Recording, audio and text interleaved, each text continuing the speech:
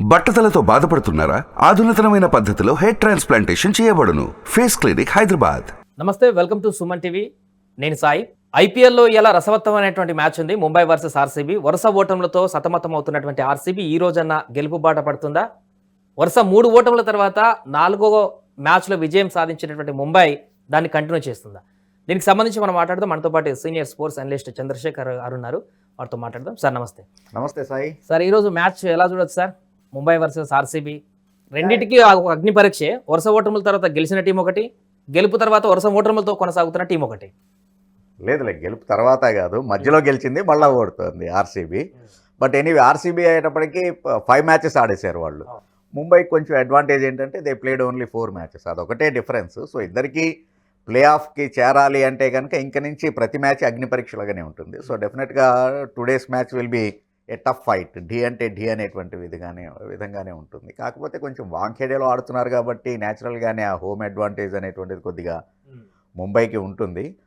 So extraordinary గేమ్ని display చేస్తే తప్ప ఆర్సీబీ బయటపడేటువంటి అవకాశం అయితే లేదు ఇవాళ మ్యాచ్లో. ఒకటి సార్, ఆర్సీబీ ఎందుకు అంటే స్కోర్ బాగానే చేస్తున్నారు, టోటల్ స్కోర్ 170, 180 పైన కొడుతున్నారు ప్రతి మ్యాచ్లో కూడా. అయినా గెలవలేనటువంటి పరిస్థితి కనపడుతుంది. ఎందుకు? బౌలర్ల ఫెయిల్యూరే ప్రధానమైనటువంటి అంశంగా చెప్పొచ్చా? బౌలర్ల ఫెయిల్యూరే కాదు, ఈవెన్ ఇన్ఫ్యాక్ట్ అనే batting track last match Rajasthan రాయల్స్తో జరిగినటువంటి మ్యాచ్ని కూడా గమనించినట్లయితే కనుక it's a purely batting track. మనకి తెలిసినటువంటిదే. ఈవెన్ యాక్చువల్గా చిన్నస్వామి స్టేడియం అంటే కనుక ఒకటి స్టేడియం చాలా డైమెన్షన్స్ చాలా తక్కువగా ఉంటాయి. The minimum as per the ICC guide lines ప్రకారం మినిమం బౌండరీ ఉండేటువంటిది 60 and 65 ఇది.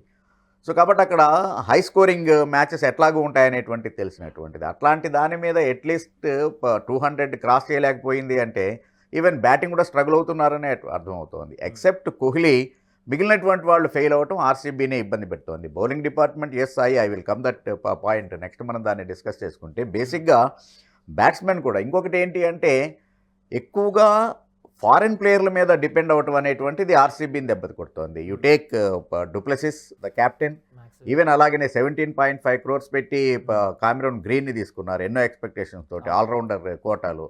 సో 17.5కి న్యాయం చేయట్లేదు. ఈవెన్ మ్యాక్స్వెల్ అయితే ఏకంగా 2 డక్అవుట్లు ఉన్నాయి అతనికి అవుట్ ఆఫ్ 5. సో అందుకని ఎప్పుడైతే ఫారిన్ ప్లేయర్ల మీద ఎక్కువగా డిపెండ్ అయ్యి ఉంటారో ఆబ్వియస్లీ రిజల్ట్ ఈ రకంగానే ఉంటుంది. పటేడార్ ఆఫ్ కోర్స్ మరొక ఇండియన్ ఇది, but Patidar is not in good form. So Kohli మీద హెవీలీ డిపెండ్ అవ్వటం అనేటువంటిది వాళ్ళ బ్యాటింగ్ ఫెయిల్యూర్కి కారణం. లాస్ట్లో of course Anuj Rawat and Dinesh Karthik are there, వాళ్ళు బ్యాట్ ఊపుతున్నారు కదా అని సాయి అడగచ్చు కాక, బట్ దినేష్ కార్తిక్ వచ్చేటప్పటికే జరగాల్సినటువంటి డ్యామేజ్ జరిగిపోతూ ఉంది. సో అదొక కారణం. ఇంకొక పాయింట్ సాయి, నిజంగానే వాళ్ళ బ్యాటింగ్ ఫెయిల్యూర్ అనేటువంటిది సహజంగా బెంగళూరు వికెట్, లేకపోతే you take that for that matter any south Indian track అంటే అఫ్కోర్స్ మళ్ళీ మన ఉప్పల్ వికెట్ ఎప్పుడు కూడా ఎక్సెప్షనల్, బ్యాటర్ ఫ్రెండ్లీగా ఉంటుంది. దాన్ని పక్కన పెడితే కనుక you take Chennai or even Bengaluru, స్పిన్నర్లకి హెల్ప్ చేసేటువంటి దాంట్లో నాణ్యమైనటువంటి స్పిన్నర్ లేకపోవడం వాళ్ళకి చాలా పెద్ద సెట్ బ్యాక్.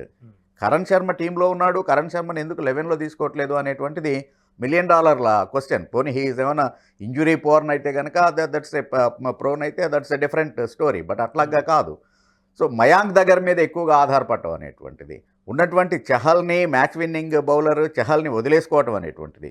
ఈవెన్ యాక్చువల్గా అంటే వాళ్ళు కొన్ని లాస్ట్ ఇయర్ ఆక్షన్ ముందు కూడా కొన్ని స్ట్రాటజికల్ మిస్టేక్స్ చేశారేమో అనేటువంటిది అర్థమవుతుంది. ఇప్పుడు డెత్ ఓవర్స్ స్పెషలిస్టు హర్షల్ పటేల్ని వదులుకోవటం అనేటువంటిది ఇట్స్ ఎ బిగ్ మిస్టేక్. ఎందుకంటే ఆల్రెడీ చహల్ని రిలీజ్ చేసి ఉన్నారు మీరు.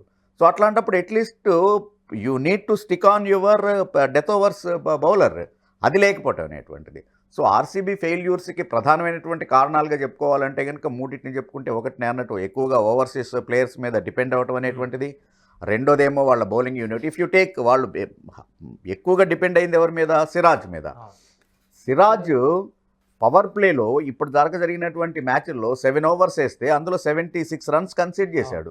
Out of 7 overs 76 runs concede చేశాడు అండ్ ఒక్క వికెట్ తీసుకున్నాడు. So that is hurting them, number 1. Even అట్లాగని పోనీ డెత్లో ఏమైనా కంట్రోల్ చేస్తున్నాడంటే డెత్ ఓవర్స్లో కూడా he's leaking the runs. So hardly Topley మీద ఒక్కడి మీద డిపెండ్ అవ్వటం అనేటువంటిది వాళ్ళకి ఇబ్బంది అవుతుంది.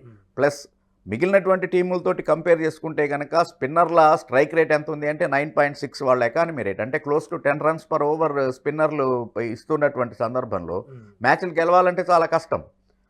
సో ఈ కారణాలతోటి ఆర్సీబీ ఓడిపోతూ ఉంది. మీరు అన్నట్టుగా పెద్ద స్కోర్ కొట్టినా కానీ డిఫెండ్ చేసుకోలేకపోవడానికి రీజన్ ఒకటేమో వాళ్ళ బౌలింగ్ యూనిట్ సరిగా జల్లవకపోవటం అనేటువంటిది, ప్లస్ ఓవరాల్గా టీమ్ ఎనాలిసిస్ని గమనిస్తే కూడా అటు టాప్ ఆర్డర్ ఫారెన్ ప్లేయర్స్ ఫామ్లో లేకపోవటం, ఇటు బౌలింగ్ వీక్నెస్. అలాగే ఇంకోటి సార్, కోహ్లీ పైన వస్తున్నటువంటి విమర్శకు ఏం చెప్తారు అంటే 5 మ్యాచ్ల్లో కోహ్లీ తప్ప ఎవరు ఒక్క హాఫ్ సెంచరీ కూడా చేయలేదు. అందరికి వచ్చిన కూడా ఆపర్చునిటీ వచ్చిన బ్యాట్స్మెన్ అందరు ఒక హైయెస్ట్ స్కోర్ చేస్తూ ఒక టోటల్ స్కోర్ని తీసుకెళ్ళడానికి కోహ్లీ పాత్రే క్రియాశీలంగా కనపడుతుంది. కానీ స్ట్రైక్ రేట్ విషయంలో ఆయన పైన వచ్చేటువంటి విమర్శను ఎలా చూస్తారు? అంటే నిజంగానే కోహ్లీ కొట్టలేకపోతున్నారా, లేకుంటే ఆ పరిస్థితుల కారణంగా అలా ఆడవలసి వస్తుందా? రెండు ఇక్కడ రెండింటినీ చూడాలి. కేవలం మనం ఏదో ఒక రాయి వేసేసి చేతులు దులుపుకుందాం అంటే కాదు. మీరు అన్నట్టుగా ఇప్పుడు ఒక ఎండ్లో వికెట్లు పడిపోతూ ఉన్నప్పుడు being a senior player Kohli duty ఏంటి? ఒక ఎండ్లో వికెట్ ఆపాలి, సేమ్ టైం యాక్సలరేషన్ చేయాలి. సో ఒకేసారి ఆ రెండు చెయ్యాలి అంటే కనుక కంఫర్ట్ ప్లాట్ఫామ్ అనేటువంటిది క్రియేట్ అయ్యి ఉండాలి. అది అవ్వట్లేదు కదా. సో అదొక కారణం. ప్లస్ కోహ్లీని గమనిస్తే కనుక కోహ్లీ ఎన్ని సెంచరీలు చేశాడు, ఇప్పటికీ 80 సెంచరీస్ చేశాడు, లేకపోతే సచిన్కి రికార్డ్ని బ్రేక్ చేయడానికి దగ్గరగా ఉన్నాడు. ఇవన్నీ మనం చెప్పుకునేందుకు చాలా బాగుంటాయి. బట్ ఓవరాల్గానే కోహ్లీ హిమ్సెల్ఫ్ అతను ఒప్పుకున్నటువంటిదే ఆ రకమైనటువంటి యాక్సలరేషన్ చేయలేడు. ఒకసారి సెటిల్ అయిన తర్వాత if you look at Kohli graph కనుక గమనించినట్లయితే ఫస్ట్ 50 రన్స్ చేయడానికి చాలా ఎక్కువ, అంటే అట్లీస్ట్ ఒక ఎంత ఫాస్ట్గా ఆడినా కూడా 110, 112 స్ట్రైక్ రేట్ తోటే బ్యాటింగ్ చేస్తాడు. ఆ తర్వాత వన్స్ ఈ రీచెస్ 50, ఆ తర్వాత స్లాగ్లో డెత్ ఓవర్లో కొద్దిగా యాక్సలరేషన్ చేయగలిగినటువంటి వాడు. సో తన సహసిద్ధమైనటువంటిది. ఇప్పుడు సపోజ్ ద్రావిడ్ ఉన్నాడు, ద్రావిడ్ వేగంగా ఆడట్లేదు అని కామెంట్ చేసినంత మాత్రం ఉపయోగం లేదు కదా. అతని న్యాచురల్ గేమ్ అది. సో కాబట్టి అట్లాంటి పరిస్థితుల్లో కోహ్లీది కూడా మోరార్లెస్ అదే రకమైనటువంటిది. సో అందుకని న్యాచురల్గానే కొంత బాల్స్ అనేటువంటివి ఎక్కువ కన్జ్యూమ్ చేయడం అనేటువంటి జరుగుతూ ఉంటుంది. అయితే ఈ కంపారిజన్ ఎందుకు వచ్చిందంటే ఒకటి 183 కొట్టి ఓడిపోవటం ఒకటైతే, అదే వికెట్ మీద జోస్ బట్లర్ అదే నీకు almost close to 200 strike rate తోటి సెంచరీ చేయడం అనేటువంటిది కొంచెం అంటే వివాదానికి తావిచ్చింది, లేదా ఒక డిస్కషన్కి ఒక డిబేట్కి తెరలేపింది అని చెప్పేసి అనుకోవచ్చు. ఒకవేళ అక్కడ ఆ ఎండ్లో 59 బాల్స్ 100 కనుక జోస్ బట్లర్ చేయకుండా ఉంటే ఈ కంపారిజన్ వచ్చేది కాదు. ఎప్పుడైనా ఒక కంపారిజన్ ఎప్పుడు వస్తుంది అంటే కనుక సహజంగానే ఇప్పుడు నేను చెప్తున్నటువంటి దానికి కౌంటర్ సాయి వేయగలుగుతున్నాడు కాబట్టి ఓకే, లేకపోతే ఏం సాయి కనీసం ఫాలో కూడా స్పోర్ట్స్ అనేటువంటివి వస్తూ ఉంటాయి న్యాచురల్గా. సో కాబట్టి ఎప్పుడైతే ఇద్దరు నీకు టగ్ ఆఫ్ వార్ నడుస్తూ ఉంటారో దాంట్లో ఒకళ్ళు కొంచెం తక్కువగా ఉండి ఒకళ్ళు కంప్లీట్ డామినేటింగ్ రోల్లో ఉన్నప్పుడు ఆ కంపారిజన్ అటువంటిది వస్తుంది. సో అక్కడ కోహ్లీకి ఇది జరిగింది. That's unfortunate. But otherwise Kohli is doing his best. Out of 5 matches 2 half centuries and ఒక సెంచరీ, ఆల్రెడీ ఒక man of the match, orange cap holder, 300+ score. So ఇవన్నీ చేస్తున్నప్పుడు ఒక్కడి మీదే పూర్తిగా 11 మంది ఆడేటువంటి గేమ్ క్రికెట్ అనేటువంటిది, అంతేగాని ఏదో ఒక్కడు ఆడేటువంటిది కాదు కదా. సో కాబట్టి మిగిలిన వాళ్ళు కూడా వాళ్ళ రెస్పాన్సిబిలిటీ తీసుకుంటే కనుక కోహ్లీ ఇంకొంచెం ఫ్రీగా ఆడేటువంటి అవకాశం. Right sir. ముంబై విషయానికి వస్తే లాస్ట్ మ్యాచ్లో ఒక మంచి పర్ఫార్మెన్స్ చూసాము. సో బౌలింగ్లో అసలు బూమ్రాన్ అసలు ఇంకా విమర్శించడానికి లేదన్నట్టుగా ఆయన పర్ఫామ్ చేస్తున్నాడు. బ్యాటింగ్లో ఓపెనర్స్ కూడా రోహిత్, ఇషాన్ కిషాన్ తమకు తగ్గట్టు ప్రయత్నం చేస్తున్నారు. మిడిల్ ఆర్డర్ కొంత అటు ఇటుగా ఉన్నట్టు కనపడుతుంది. మన సూర్యకుమార్ వచ్చాడు, ఇంకా ముంబైకి తిరుగులేదనుకుంటే అన్ఎక్స్పెక్టెడ్గా డక్అవుట్ అయిపోయినటువంటి పరిస్థితి. సో ముంబై లైనప్ ఎట్లా చూడొచ్చు సార్? సూర్యకుమార్ నిజంగానే ఒక్క మ్యాచ్ని బేస్ చేసుకొని మనం కామెంట్ చేయలేం, కానీ సూర్యకుమార్ లాంటి, ఎందుకంటే T20 స్పెషలిస్ట్ బ్యాట్స్మెన్. కాకపోతే ముంబైని మిడిల్ ఆర్డర్ ఇబ్బంది పెడుతున్నది ఏంటి అంటే పర్టికులర్గా మన ఓన్ తిలక్ వర్మ ఫామ్ అనేటువంటిది. తిలక్ వర్మ చాలా చక్కటి స్టార్ట్ తీసుకుంటూ ఉన్నాడు, కానీ దాన్ని ఒక పెద్ద స్కోర్గా కన్వర్ట్ చేయలేకపోతున్నాడు. అది డెఫినెట్గానే హర్ట్ చేస్తుంది. ప్లస్ అలాగనే హార్దిక్ పాండ్యా కూడా ఆ ఫ్రీ ఫ్లో అనేటువంటిది ఉండట్లేదు. ఒకటి క్యాప్టెన్సీ రెస్పాన్సిబిలిటీ, క్యాప్టెన్సీ పోనీ బరువుగా ఫీల్ అవుతాడా అనేటువంటిది ఏం కాదు. ఆల్రెడీ గుజరాత్ టైటాన్స్ని ఛాంపియన్స్గా టీమ్గా నిలబెట్టినటువంటి వాడు. ఈవెన్ 2 ఎడిషన్స్లోనే ఒకటి ఛాంపియన్, తర్వాత రెండోసారి రన్నర్ అప్. సో కాబట్టి ఫైనల్ 2 దాకా తెచ్చినటువంటి క్యాప్టెన్. ఈవెన్ యాక్చువల్గా రోహిత్ శర్మ ఆబ్సెన్సీలో ఇండియన్ టీంకి క్యాప్టెన్సీ చేసినటువంటి వాడే, సిరీస్ విజయాలను అందుకున్నటువంటి వాడే. అది కాదు, కానీ ఎప్పుడైతే అతన్ని క్యాప్టెన్గా, ముంబై ఇండియన్స్ క్యాప్టెన్గా మిగిలినటువంటి అభిమానులు, ఈవెన్ తన సొంత ముంబై ఇండియన్స్ అభిమానులు యాక్సెప్ట్ చేయలేదో, కొంచెం ఆ సైకలాజికల్ ప్రెషర్ అనేటువంటిది పాండ్యా ఫీల్ అవుతున్నాడు. అందుకని అతను ఫ్రీగా ఆడలేకపోతూ ఉన్నాడు. సో అదొక రీజన్ ముంబై ఇండియన్స్ విషయానికి వచ్చేటప్పటికి.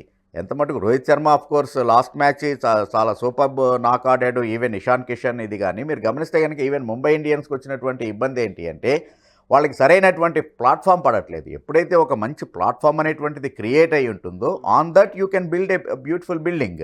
బట్ ప్లాట్ఫామ్ లాస్ట్ మ్యాచ్ ఒకటే వాళ్ళకి యాక్చువల్గా ఆ ప్లాట్ఫామ్ క్రియేట్ అయింది, 93 రన్స్ పార్ట్నర్షిప్. సో అందుకని అది కూడా కొంచెం హర్ట్ అవుతోంది. బహుశా ఇప్పుడు లాస్ట్ డీసీ మ్యాచ్ తోటి వాళ్ళు ఫామ్లోకి వచ్చారు కాబట్టి రోహిత్ శర్మ అండ్ ఇషాన్ కిషన్ ఇంకా రాబోయేటువంటి మ్యాచ్ల్లో ఆ ఇబ్బంది ఉండదేమో అని చెప్పేసి అనుకోవచ్చు. Mumbai. బౌలింగ్ ఇది చూసుకుంటే కూడా yes of course Coetzee is there. Last match 4 వికెట్స్ని తీసుకున్నాడు కోర్జీ. బుమ్రాకి కొంచెం అతను అంటే సపోర్టివ్ రోల్ చేస్తూనే ఉన్నాడు. కాకపోతే వాళ్ళకు కూడా స్పిన్నర్ల లోటు అనేటువంటిది ఎదుగుతోంది. ఈవెన్ లాస్ట్ ఇయర్ యాక్చువల్గా కుమార్ కార్తికేయ చాలా అద్భుతమైనటువంటి ప్రదర్శన చేశాడు. మరి అతన్ని ఎందుకు తీసుకోవట్లేదు అనేటువంటిది ఆలోచించాల్సినటువంటిదే. ఫైనల్గా ఈ రోజు మ్యాచ్లో ఏ టీం కొంత ఫేవర్గా ఉందని చెప్పుకోవచ్చు, ముంబైకా ఆర్సీబీకా? ఆఫ్ కోర్స్ ఒకటి హోమ్ గ్రౌండ్లో ఆడుతున్నటువంటిది, plus if you look at the track already 34 matches ఆడిన దాంట్లో 34 మ్యాచెస్లో 24 మ్యాచెస్ ముంబై గెలిస్తే 10 మ్యాచెస్ ఆర్సీబీ గెలిచింది. ఈవెన్ యాక్చువల్గా వాంఖెడే స్టేడియంలో కూడా out of 10 matches they played head to head. 7 matches Mumbai గెలిచింది, 3 మ్యాచెస్ మాత్రమే ఆర్సీబీ గెలిచింది. సో కాబట్టి if you look at the track record statistical ఇది ప్లస్ లాస్ట్ మ్యాచ్ గెలిచి ఉన్నటువంటి ఊపు, ఎందుకంటే షెపర్డ్ రూపంలో వాళ్ళకి ఒక ఇంపాక్ట్ ప్లేయర్ దొరికాడు. లాస్ట్ మ్యాచ్ అతనే 10 balls 39 runs, అదే యాక్చువల్గా మ్యాచ్ని టర్న్ చేసినటువంటిది. సో కాబట్టి ఒక బ్యూటిఫుల్ ఇంపాక్ట్ ప్లేయర్ వాళ్ళకి దొరికాడు. హోమ్ గ్రౌండ్ ప్లస్ బుమ్రాని ఎదుర్కోవటం కోహ్లీకి ఎంత మటుకు సాధ్యమో అనేటువంటిది చూడాల్సినటువంటిదే. సో ఈ వీటన్నిటినీ కన్సిడరేషన్లోకి తీసుకున్నప్పుడు ముంబైకి డెఫినెట్గా ఎడ్జ్ ఉంది అని చెప్పేసి అనుకోవచ్చు. Right sir. సో మొత్తానికి అది ఈ రోజు జరగబోతున్నటువంటి ముంబై వర్సెస్ ఆర్సీబీ మ్యాచ్ కొంత రసపాత్రంగానే కొనసాగేటువంటి అవకాశం ఉంది. ఒకవైపు ఆర్సీబీ వరుస ఓటములు, ముంబై తాజా విక్టరీతో రెండు కూడా తీవ్రమైనటువంటి పోటీలో ఈ రోజు పాల్గొనబోతున్నట్టుగా కనపడుతుంది. ఏదేమైనా కూడా స్లైట్ ఎడ్జ్ హోమ్ టీం కాబట్టి ముంబైకే ఉన్నట్టుగా కనపడుతుంది. సుమన్ టీవీలో మీ పర్సనల్ అండ్ బిజినెస్ ప్రమోషన్స్ కోసం కింది నెంబర్కి కాంటాక్ట్ చేయండి.